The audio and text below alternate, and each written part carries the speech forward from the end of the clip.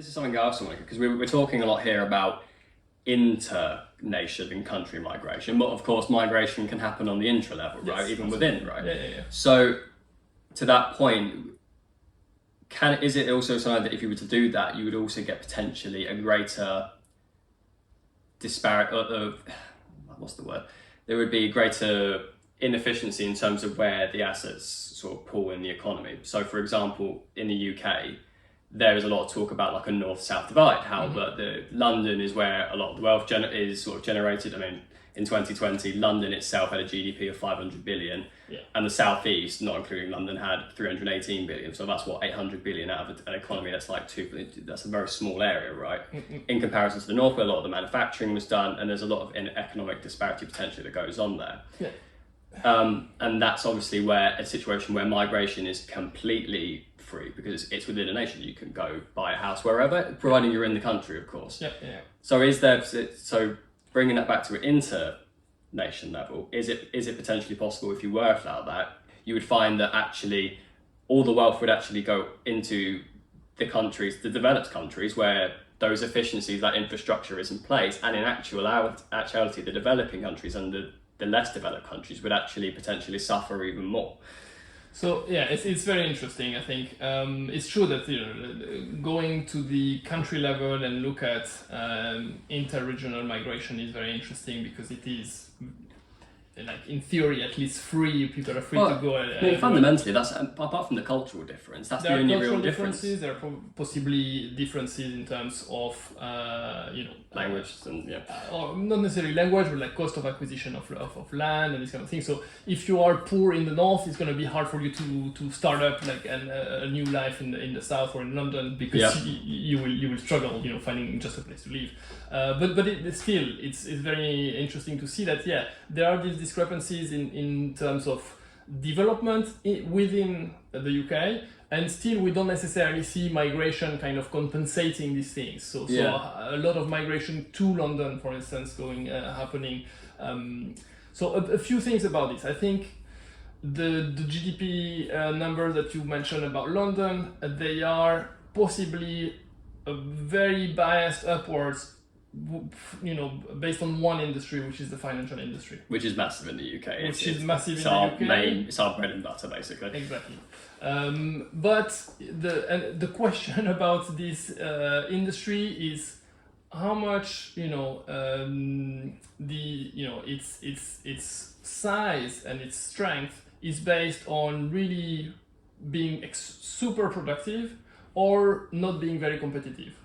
In the sense of having really large actors that can extract a lot of rents through monopoly power, basically. Oh, okay. So that's what you mean by I was about to go on that. So you say non-competitive. Is that because non-competitive in the sense there's not enough competition among large firms, basically, because firms are so large, entering this market is really difficult. Yeah, and going back to the land thing as well, that when assets or anything pools in one area, it's very hard for, I would imagine, let's say first of all, there's a lot of not everyone can set up a banking company. There's a lot of legislation, a lot of money that would have to go into it just to even start a bank.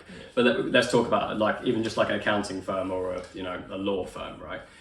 That your likelihood is you're probably gonna have to invest a significant, if you're going to set up in London, because just rents are much higher, fundamentally, and wages are higher because rents are higher, people have to pay it. So just setting up a company in London is probably going to be, there's less opportunity for people to do it, and so that basically whittles out X amount of people from doing so, and that leaves sort of more the wealthy people that can then do it. So I can see what you say, that in a sense it's much sort of less competitive. But in the sense that what's ended up happening is the UK is basically, in some sense, tried to counteract this, because obviously the move was particularly the disparity of a lot of people contribute to the fact that we had a lot of industry, a lot of manufacturing in the north, and it was actually very wealthy at one point.